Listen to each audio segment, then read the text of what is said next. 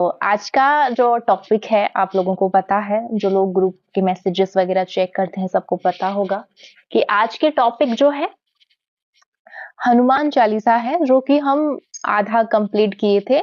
एक दिन में कंप्लीट हनुमान चालीसा का मीनिंग समझाना संभव नहीं था, इसी वजह से जब मैं लास्ट क्लास ली थी तो आधा कंप्लीट करके रखी थी, जो आज मैं कंप्लीट कर रही हूँ। आप लोग सब लोग ट्राई करिए अपने सर ढककर बैठने की, क्योंकि हनुमान चालीसा जो है वो एक ब्रह्मचारी देव के, ब्रह्मचारी भक्त के स्तुति है। तो सब लोग कृपा करके अपना सर ढक ले। और अगर आप लोगों को कुछ इंपॉर्टेंट लगता है नोट करने के लिए, पेपर एंड पेन हाथ में रखिए। हनुमान चालीसा अगर ओपन हो तो बहुत अच्छा है, नहीं तो फोन से सर्च करके आप देख सकते हैं। और जो भी मैं आपको अर्थ समझाऊंगी उसको डिकोड करने की कोशिश करिए और ध्यान पूर्वक श्रवण करिए, क्योंकि मुझे जितना पता है आप सब लोग शायद हनुमान चालीसा के बारे में जानते होंगे, बहुत ऐसे भी लोग होंगे जिनको कंठस्थ होगा। तो बहुत अच्छी बात है हनुमान चालीसा कंठस्थ होना। और हनुमान चालीसा कंठस्थ होने के साथ अगर हम अर्थ सहित भगवान को समर्पित करते हैं, या फिर हमारे मन में याद है, उसका अर्थ याद है कि हम क्या भगवान को समर्पण कर रहे हैं, तो उसका भाव, उसका जो कृपा है वो दुगना हो जाती है। तो सब लोग इधर जितने भी लोग बैठे हैं ध्यान पूर्वक श्रवण करिए। तो चौपाई हम स्टार्ट करते हैं। साधु संत के तुम रखवारे, असुर निकंदन राम दुलारे। साधु संत के तुम रखवारे, असुर निकंदन राम दुलारे। यहां से हम लोग स्टार्ट करेंगे आज। हनुमान जी को बोला जा रहा है, तुलसीदास जी संबोधन करते हैं। रखवारे मतलब क्या है? रखवाला, रखवालों से आप उसको विस्तृत किया गया है, उसको भाषा दी गई है। साधु संत के तुम रखवारे। हनुमान जी क्या है? साधु संतों के, वैष्णवों के, भगवान श्री कृष्ण, भगवान श्री राम, श्री जी भक्तों के रक्षक हैं, उनके रखवाले हैं। और उसके साथ असुर निकंदन राम दुलारे, असुरों को वध करते हैं वो, और श्री राम जी के दुलारे हैं। राम जी के दुलारे हैं हनुमान जी। क्या क्या समझ में आया? साधु संतों की वो रखवाले हैं, असुरों की वो निधन करते हैं, निधक है, और श्री राम जी के दुलारे हैं। अच्छा, जैसे कि हर एक चौपाई का एक ना एक मतलब होता है। मैं एक एक करके आप सबको बता रही थी लास्ट टाइम भी, किस चौपाई को पढ़ने से क्या होता है, किस समय में आप किस चौपाई का इस्तेमाल कर सकते हैं, मैं सबको बता रही थी। अगर आप लास्ट क्लास मिस किए हो देन आप बहुत इंपॉर्टेंट चीज मिस की हो, जो चीज मैं बिल्कुल भी रिपीट नहीं करने वाली हूँ, बिल्कुल भी रिपीट नहीं करूंगी। सो अभी मैं जो चौपाई बाकी है वो आपको समझा रही हूँ, आप ध्यान से सुनिए, नहीं तो आप इस चीज को भी मिस कर लेंगे। उसके बाद है अष्ट सिद्धि नौ निधि के दाता, असवर दीन जानकी माता। अष्ट सिद्धि नव निधि के दाता। हनुमान जी के पास क्या है? 8 सिद्धि, अष्ट सिद्धि नौ निधि के दाता। 8 सिद्धि में क्या क्या आता है? आइडिया हो सकता है, अष्ट सिद्धि कोई मजाक नहीं है। अणिमा, गरिमा, लघिमा, इतने सारे, जो जैसे कि हम अपने वेट को बढ़ा रहे हैं, हम अपने हाइट को बढ़ा रहे हैं, हम अपने वेट को कम कर रहे हैं, हम अपने हाइट को कम कर रहे हैं, हम किसी के मन की बातों को समझ पा रहे हैं, बहुत सारे चीज। इसी वजह से तो हनुमान जी को मल्टी टैलेंटेड भी बोला गया है। रिसेंटली एक बुक पब्लिश की गई है, नाम है बागेश्वर धाम जी सरकार के द्वारा, जो है धीरेन्द्र शास्त्री जी ने एक बुक पब्लिश की है, मल्टी टैलेंटेड हनुमान जी करके ऐसा कुछ। तो वहां पे सब कुछ मेंशन है, हनुमान जी कैसे मल्टी टैलेंटेड हैं, उनके पास विभिन्न प्रकार के गुण हैं, जो आज के युद्ध अगर हनुमान जी को आइडल मान के चले तो फिर उनके लाइफ में बहुत सारी चीज, वो चाहे शिक्षा हो, वो चाहे आपकी जीविका हो, वो चाहे आपके जीवन की कोई कठिनाई हो, सब कुछ सॉल्व हो जाएगा अगर हनुमान जी को हम अपना आइडल माने तो। उनके पास क्या था? अष्ट सिद्धि 9 निधि। उनके पास 8 सिद्धियां थी, 9 निधि थी, जो उनको मिला था किनसे? अस्तवर दीन जानकी माता। किनसे मिला था? माता जानकी से। सीता मैया ने उनको 8 सिद्धि और 9 निधि के वरदान दिए थे। सियावर रामचंद्र की जय।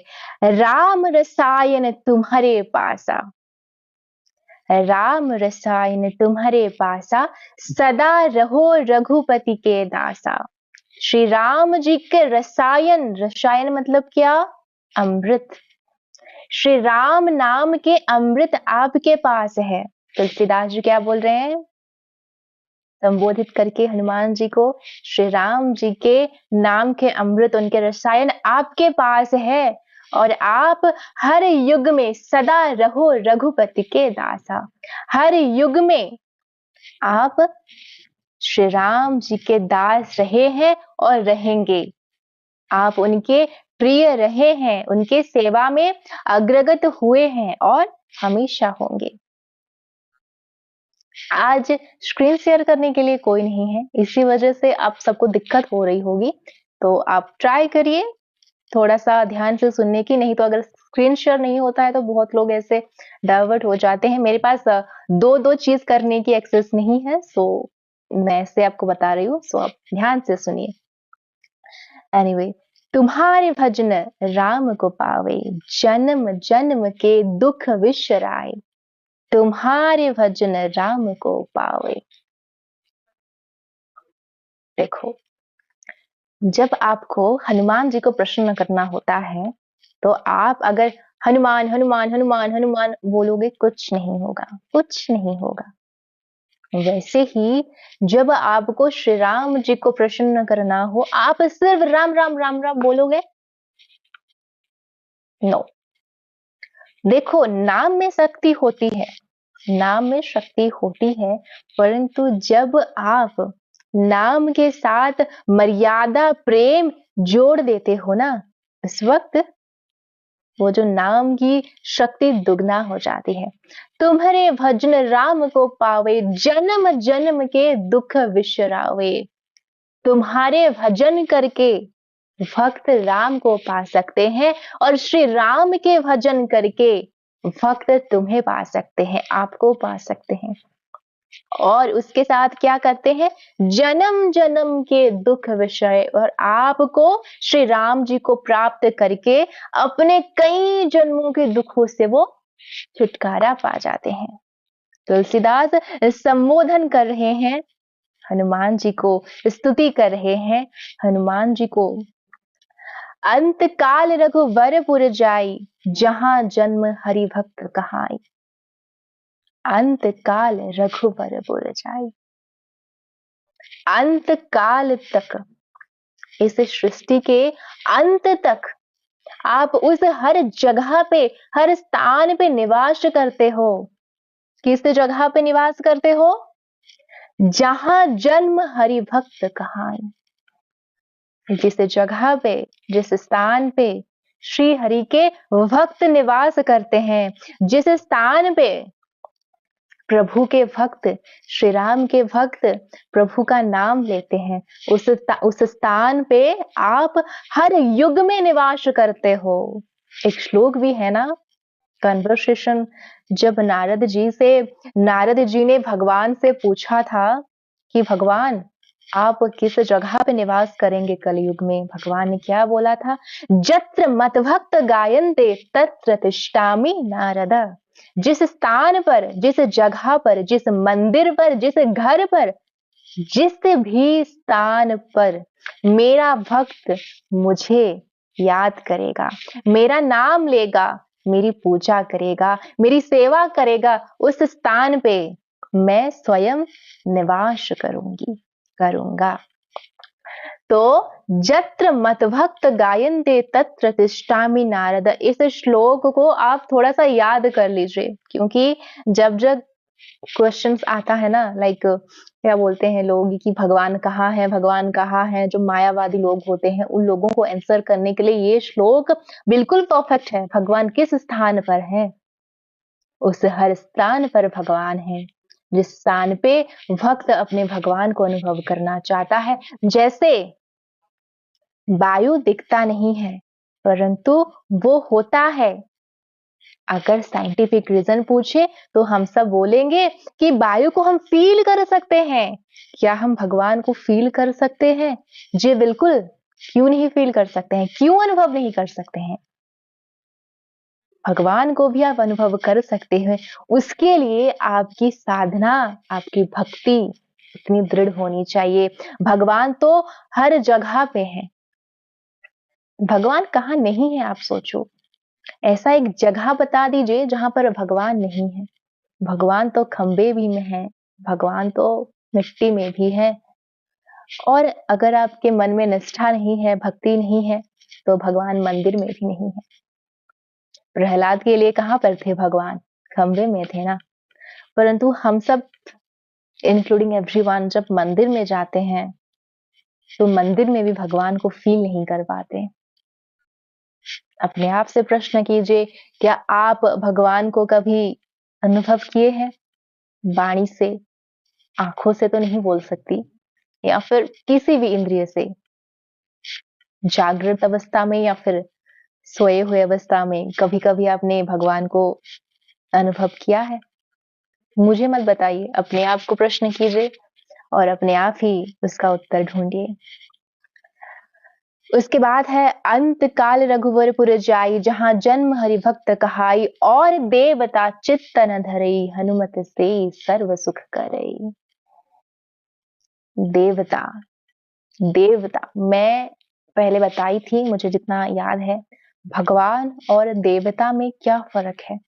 किसी को पता है? अगर पता है तो वो चैट में लिख सकते हैं। देवता मतलब भगवान नहीं, और भगवान मतलब देवता नहीं। भगवान शब्द का अर्थ है भग। भग श्रीमद् भगवत गीता में बताया गया है, षड ऐश्वर्य, सर्व बुद्धिमान, सर्व विद्यावान, सर्व बलवान। 6 जो चीज होती है, उस 6 चीज में जो परफेक्ट है वो है भगवान। सर्व वैराग्य, भगवान से बड़े वैराग्य कोई नहीं है। सर्व विद्यावान, उनसे कोई ज्यादा विद्यावान कोई नहीं है। सर्व शक्तिमान, सर्व शक्तिमान, वो उनसे बड़ा शक्ति किसी के पास नहीं है। सर्व बुद्धिमान, उनकी बुद्धि को सभी देवता प्रणाम करते हैं। तो वो जिनके पास है वो किसी के पास नहीं है, वो श्री कृष्ण के पास है। इसी वजह से वो भगवान है और बाकी सबको देवता बोला गया है। जिनके पास देवत्व होता है वो देवता होते हैं। महादेव को देवों का देव बोला गया है, मतलब वो देवों के भी देव हैं। देवता से थोड़े से हायर पोजीशन में है हमारे महादेव, जो वैष्णव नाम यथा शंभु है, जो सबसे बड़े परम वैष्णव हैं अकॉर्डिंग टू भागवतम। तो यहाँ पर क्या बताया गया है? आप जितने लोग हैं, मुझे नहीं पता, मैं सबको देख नहीं पा रही हूँ। आप सब लोग ध्यान से सुनिए, क्योंकि अगर मैं किसी को कोई क्वेश्चन कर लूं ऐसे नाम लेकर, तो फिर उस वक्त अगर आप आंसर नहीं दे पाए तो व्यर्थ लगेगा मुझे कि मैं आपको समझा रही हूँ और आप समझ नहीं रहे हो। तो ध्यान से सुनिए। एनीवेज, तो क्या बताया गया है यहाँ पे? क्या बताया गया है? अच्छा, मुझे एक चीज बताइए, आप सब लोग चैट में बताइए। हनुमान चालीसा तुलसीदास जी ने जब लिखी थी, उस वक्त उन दोनों में जो कन्वर्सेशन हुई थी, वो कन्वर्सेशन क्या था? आई डोंट थिंक कोई किसी को इतना याद होगा। लास्ट क्लास में मैंने पढ़ाया था, बट फिर भी अगर किसी को याद है तो वो चैट में लिख लीजिए, ताकि मुझे पता चलेगा कि आप सब कुछ ठीक से सुन रहे हैं और मेरा पढ़ाना, मेरा सिखाना वेस्ट नहीं जा रहा है। ओके, सो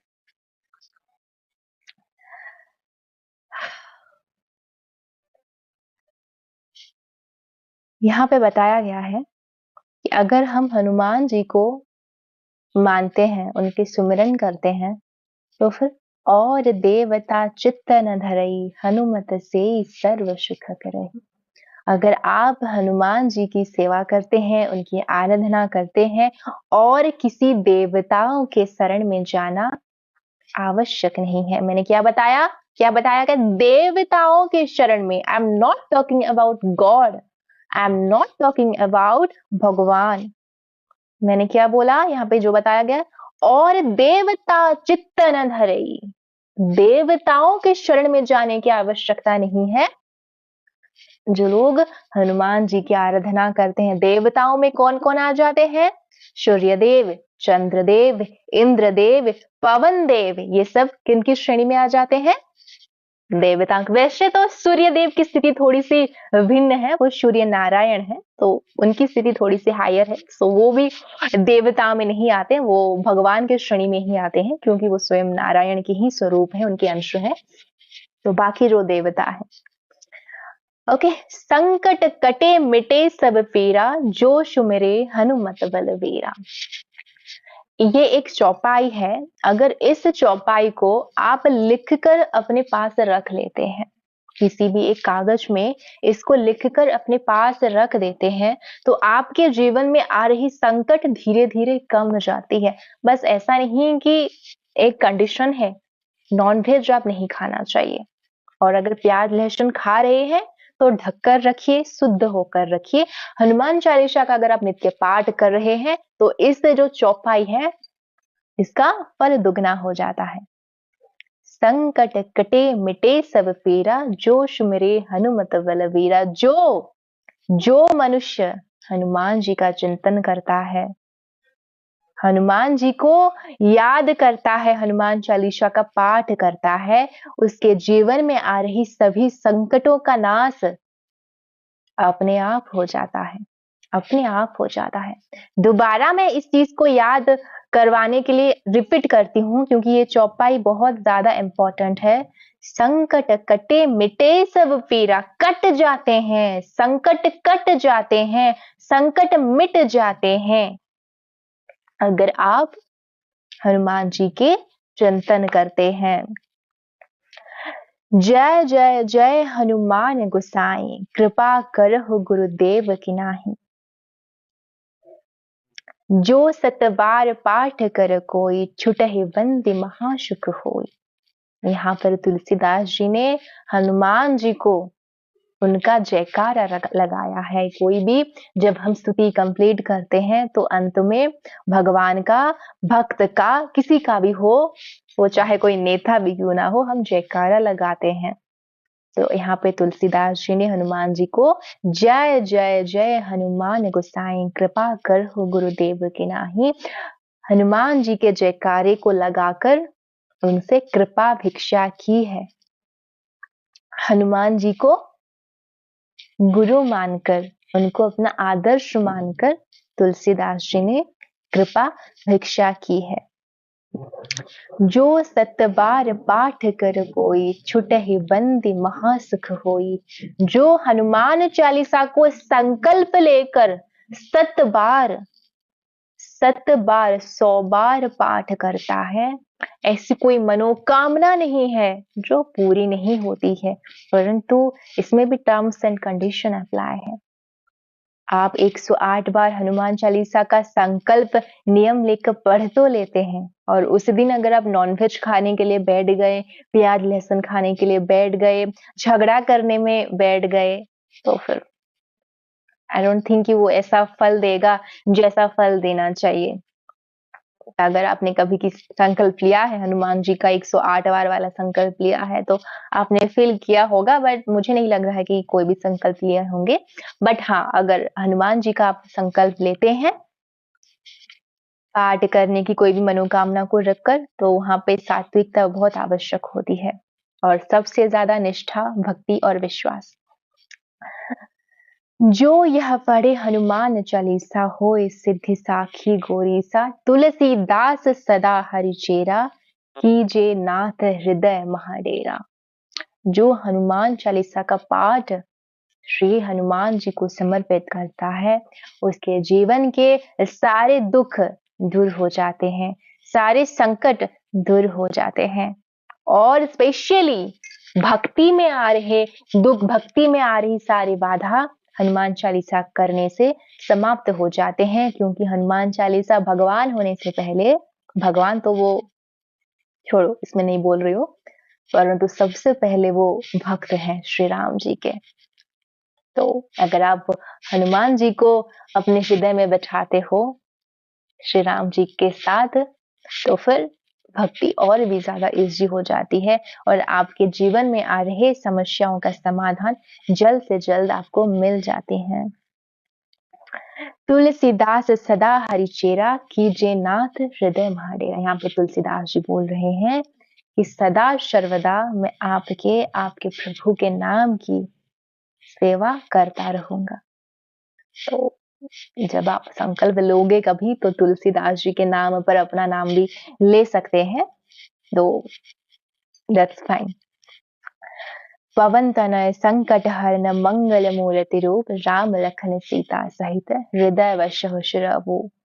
अंत में तुलसीदास जी हनुमान जी को बोलते हैं, हे हनुमान जी आप सदा सर्वदा पवन तनय। देखिए, जब आप हनुमान जी को प्रे करेंगे, बहुत एक सिंपल फॉर्म में आपको बता दे रही हूँ, कुछ कुछ शब्द है जो उनको बहुत ज्यादा पसंद है। उनको पुकारना, हे आंजनेय, हे अंजनी पुत्र, हे पवन पुत्र, हे सीता राम प्रिय, हे श्री राम दूत। अगर आप इस नाम से हनुमान जी को संबोधन करोगे तो हनुमान जी को श्रुति मधुर लगेगा। अगर उनको श्रुति मधुर लगा तो फिर वो आपके प्रार्थनाओं पर अवश्य विचार करेंगे। आपकी इस चीज के बारे में उनको क्या बोल रहे हो, मांग रहे हो, पूछ रहे हो या कुछ भी कर रहे हो। तो यहाँ पर तुलसीदास जी ने बताया, पवन तनय संकट हरन मंगल मूर्ति रूप राम लखन सीता सहित हृदय वश शिरभूप। संकट हरन मंगल मूर्ति रूप, आप सभी के संकट को हर लेते हो और आप क्या हो, मंगल मूर्ति। जिसको भी मंगल दोष का प्रॉब्लम होता है, मंगल जो भी मांगलिक होते हैं उनको ज्योतिषी में क्या बताया जाता है, हनुमान चालीसा, हनुमान अष्टकम, ये सब कुछ, सुंदराकांड, ये सारा पाठ सजेस्ट किया जाता है। मंगल दोष खत्म हो जाता है अगर हनुमान चालीसा का पाठ करें। शनि 7.5 शनि की दोष ढैया वो खत्म हो जाती है, हनुमान जी का पाठ करो। अगर आप करो तो फिर वो क्या हुए, मंगल मूर्ति वो संकट को हर लेते हैं और आपके जीवन में मंगल ले आते हैं।